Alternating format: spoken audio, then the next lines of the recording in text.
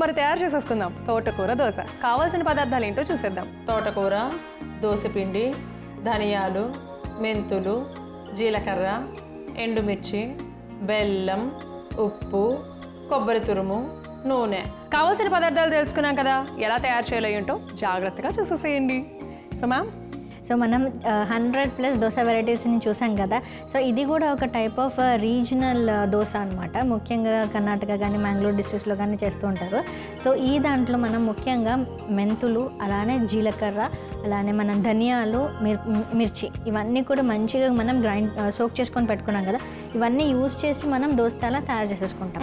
So ముఖ్యంగా దీంట్లో ingredients ఏవైతే ఉన్నాయో మనము సో ఇప్పుడు మనం ధనియాలు, జీలకర్ర, మెంతులు, అలానే ఎండుమిర్చి ఇవన్నీ కూడా ఒక గంట పాటు నానబెట్టుకొని ఉన్నామన్నమాట. సో ఈ మిశ్రమాన్ని అలానే కొబ్బరి తురుము, బెల్లము వీటన్నింటినీ కూడా మనం చక్కగా మిక్సర్ జార్లో వేసుకొని గ్రైండ్ చేసేసుకోవాలి. ఓకే. సో ఇప్పుడు ఇది నీళ్ళతో సహా వేసేసుకుందామా? నీళ్ళు అవసరం లేదు, ఎందుకంటే ఆల్రెడీ మన దోశ బ్యాటర్ కొంచెం తేలికగా ఉంటుంది కదా, వాటరీగా ఉంటుంది కాబట్టి ఈ మిశ్రమంలో నీళ్ళన్నీ తీసేసి మిగతా ఇంగ్రీడియంట్స్ అన్ని వేసేద్దాం. ఓకే.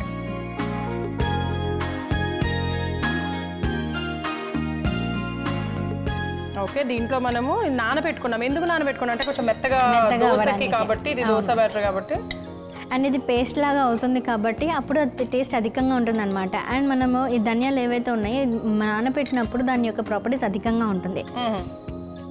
ఓకే. సో ఇవన్నీ తీసేసుకున్నాము. మెంతులు కూడా నానబెట్టుకున్నాం. యూజువల్ గా దోశల పిండిలో కూడా లైట్ గా లైక్ పిండి రుబ్బేటప్పుడు కొంచెం మెంతులు వేసుకుంటాం కదా యూజువల్ గా.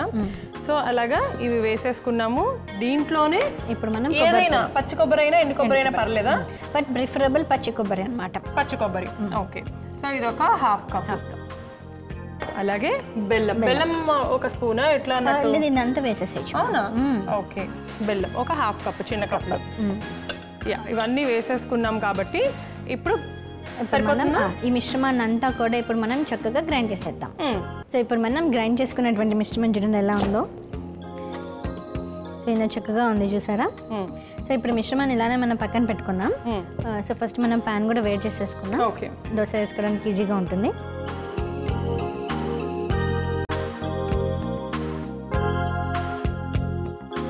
చిన్నగా పెట్టేసుకుంటున్నాను.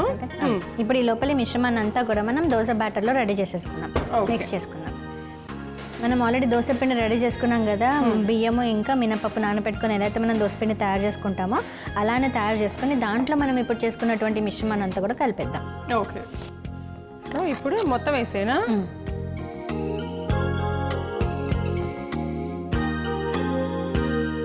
సో ఇప్పుడు మనం దీంట్లో తగినంత సైంధవ లవణం కూడా వేసేద్దాం. ఓకే. ఓకే. ఇప్పుడు వేసేసుకున్నాం కాబట్టి ఇది మంచిగా కలుపుకుందాం. ఇప్పుడు మ్యామ్ నేను ఇదంతా కలుపుతూ ఉంటాను. లైక్ మీరు ఈ లోపల అసలు మనము ఇది స్పెషల్లీ ఎవరి కోసం వేస్తున్నాము, వీటిల్లో ఎలాంటి ఔషధ గుణాలు, ఆరోగ్య ప్రయోజనాలు ఉన్నాయో చెప్పండి మ్యామ్. ఇది ముఖ్యంగా మనం ఎవరి కోసం అంటే మహిళలు ఎవరికైతే తక్కువగా ఉంటుంది హిమోగ్లోబిన్ లెవెల్స్. సాధారణంగా మహిళలలో వాళ్ళు ఎంత బాగా తిన్నప్పటికీ కూడా ఎందుకో ఒక రకంగా హిమోగ్లోబిన్ లెవెల్స్ చాలా తక్కువగా ఉంటాయి అనమాట. అంటే అందరికీ కాదు, బట్ అరౌండ్ 50% మహిళలందరికీ కూడా ఉంటుంది. సో వాళ్ళకి అలానే చిన్నపిల్లలకి వాళ్ళకి చాలా ఇమ్యూనిటీ కొంచెం తక్కువగా ఉండి వాళ్ళు బలహీనంగా ఉంటున్నారు కదా, వాళ్ళందరి కోసం కూడా ఇది మనం తయారు చేస్తున్నామని చెప్పొచ్చు.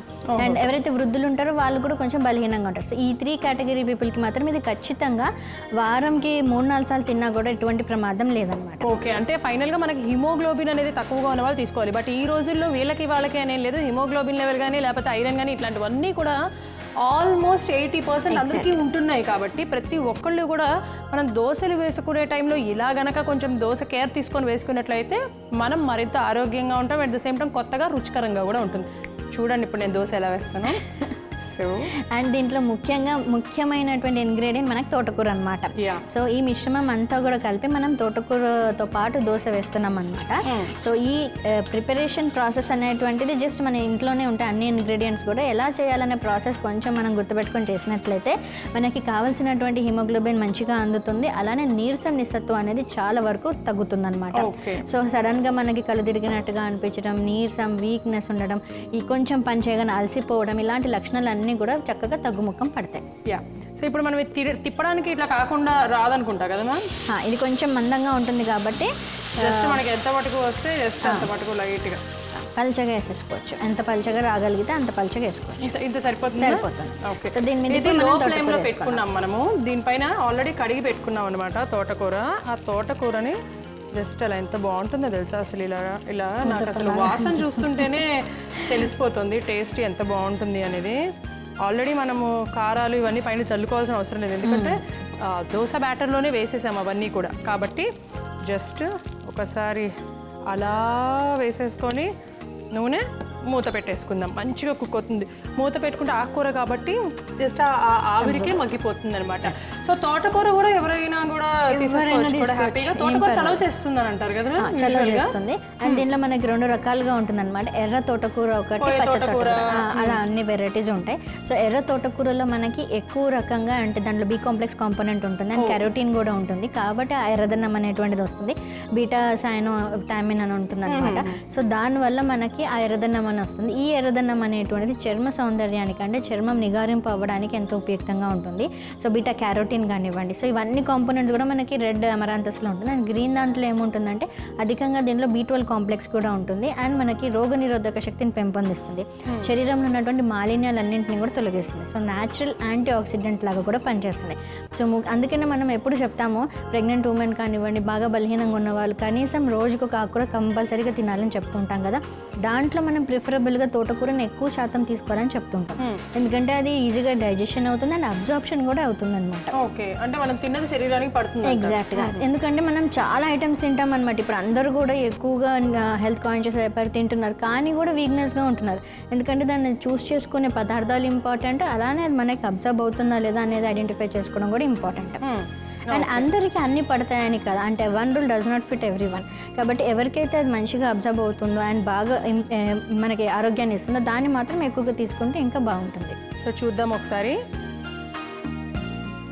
ఓకే, వావ్ వచ్చేసింది. ఇది ఒకసారి ఇలా అనుకొని మనం ఏం చేద్దామంటే ఇటు సైడ్ కూడా తిప్పుకుందాం. సో దట్ మంచిగా తోటకూర కూడా మంచిగా కుక్ అవుతుంది అనమాట. మళ్ళీ ఇంకొక 2 నిమిషాల పాటు మూత పెట్టుకుందాము. అలాగా మనం మరో దోశ కూడా ప్రిపేర్ చేసేసుకుందాం.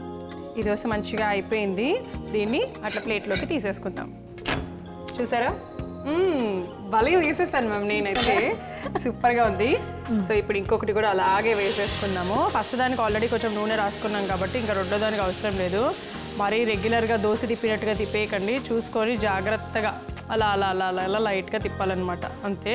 సో ఇప్పుడు దీనిపైన కూడా మళ్ళీ లైట్గా తోటకూర వేసేసుకొని మళ్ళీ మూత పెట్టేసుకుందాం.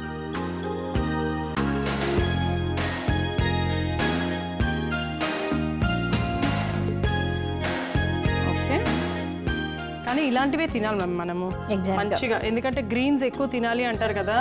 రెగ్యులర్ దోశల్లో అవి ఇవి నుంచి పెట్టే బదులు దోశలోనే ఇలాగా కారం అంటే మనం రకరకాలు వేసాం కదా, దడియారు అడగడానికి అవన్నీ వేసుకొని దానిపైన ఇలా ఏదైనా ఆకుకూర ఇలా వేసుకొని తింటే మాత్రం యమ్మ టేస్టీగా ఉంటుంది. అట్ ద సేమ్ టైం హెల్త్కి కూడా చాలా మంచిది కదా. రెండో దోశ కూడా వేసుకుంటాం కదా, ఇది కూడా చక్కగా 2 వైపులా తిప్పుకుంటూ కాల్చుకుందాం. అంతవరకు వెయిట్ చేద్దాం. అయిపోయింది, తీసేద్దాం.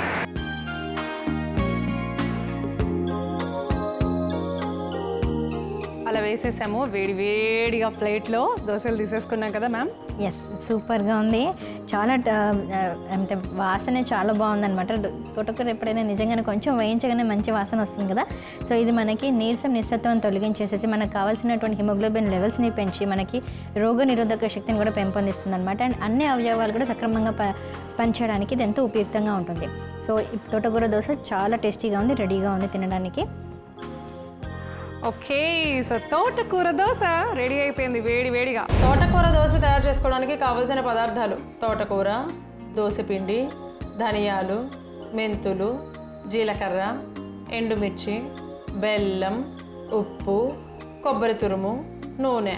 తోటకూర దోశ తయారు చేసుకునే విధానం: ముందుగా ఒక మిక్సీ జార్ తీసుకొని అందులో నానబెట్టుకున్న ధనియాలు, జీలకర్ర, మెంతులు, ఎండుమిర్చి, అలాగే అరకప్పు పచ్చి కొబ్బరి తురుము, చిన్న కప్పు బెల్లం వేసి మెత్తగా గ్రైండ్ చేసుకోవాలి. ఇప్పుడు స్టవ్ వెలిగించి పాన్ పెట్టుకొని వేడి చేసుకోవాలి. మరొక వైపు గ్రైండ్ చేసుకున్న మిశ్రమాన్ని దోసపిండి మిశ్రమంలో వేసి రుచికి సరిపడా సైంధవ లవణం వేసి బాగా మిక్స్ చేసుకోవాలి. తరువాత వేడైన పాన్ మీద నూనె రాసుకొని కలుపుకున్న మిశ్రమాన్ని దోశలా పోసుకొని పైనుండి తోటకూరను కూడా వేసుకొని రెండు వైపులా చక్కగా కాల్చుకొని ప్లేట్లోకి తీసుకుంటే ఇన్స్టంట్ ఎనర్జీని అందించి రక్తంలో హిమోగ్లోబిన్ లెవెల్స్ని పెంచి రోగ నిరోధక శక్తిని పెంచే తోటకూర దోశ రెడీ.